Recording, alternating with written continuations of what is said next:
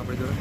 બનાવ એવો બનેલો કે ગઈકાલે મેં 5:30 વાગે મીઠાઈ લઈ ગયેલો અને માર્કેટ 4 રસ્તા પર લક્ષ્મી ફરસાણ નામની એક દુકાન છે, ત્યાંથી આ મીઠાઈ લીધેલી. આપ જોઈ રહ્યા છો કે આ મીઠાઈની અંદર ફૂગ નીકળી જાય છે. સવારે મારી પૂજા હતી, પૂજા પતાવીને આ મીઠાઈ બદલાવા આવ્યો છું. મને તો ખાલી એટલું કહેવું છે કે આ મીઠાઈ બગડેલી નીકળી વાત બરોબર છે, પણ વડોદરા શહેરનું આરોગ્ય તંત્રની ઓફિસ અહીંયાથી 1 કિલોમીટર બી નથી. વડોદરા શહેરની મોટામાં મોટી કચેરી છે આરોગ્યની. આરોગ્ય અમલદાર સાથે વાત કરતા આરોગ્ય અમલદારે મારો ફોન નથી રિસીવ કર્યો. આરોગ્ય અમલદાર બીજા એક એવું કહે છે કે હું રજા ઉપર છું.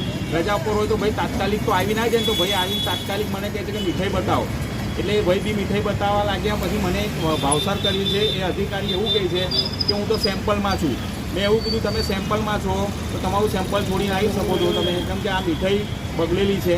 હું વડોદરા શહેર કોંગ્રેસનો મહામંત્રી છું, જાગૃત નાગરિક તરીકે તો વાત કરી શકું છું, પણ વડોદરા શહેર કોંગ્રેસના મહામંત્રી તરીકે મારી રજૂઆત છે કે આરોગ્ય તંત્રની બી મિલીભગત છે આમાં. શું નામ તમારું? મારું નામ હસમુખ. આજરોજ હું પાણીગેટ સેમ્પલિંગમાં હતો ત્યારે કોંગ્રેસના જે મહામંત્રી છે એમનો કોલ આવ્યો હતો અને તે આધારે મારું સેમ્પલ પૂર્ણ કરીને પછી જે તે જગ્યાની ફરિયાદી ત્યાં હું હાજર થયેલ છે. અને એ દરમિયાન એમને ઘારીના સેમ્પલમાં કંઈક ફૂગનું એ જોવા મળેલ છે અને તે આધારે એમને એ વસ્તુ તો તાત્કાલિક ધોરણે નાશ કરાવી દીધી હતી. અને અન્ય જે માવાની આઇટમો પણ જે એમને સસ્પેક્ટેડ અને લાગી કે આમાં પણ કંઈક હશે તો એ પણ એફબીઓને કહીને અને એફબીઓ સ્વેચ્છાએ બધી તેમની સામે નાશ કરી છે. અને તે અંતર્ગત આપણે દુકાનનું ઇન્સ્પેક્શન કરીને એમને શેડ્યુલ 4ની નોટિસ અને જરૂર પડે તો નમૂના લેવાની કાર્યવાહી પણ કરવામાં આવશે. શું નામ તમારું? Food safety officer PM ભાવસા.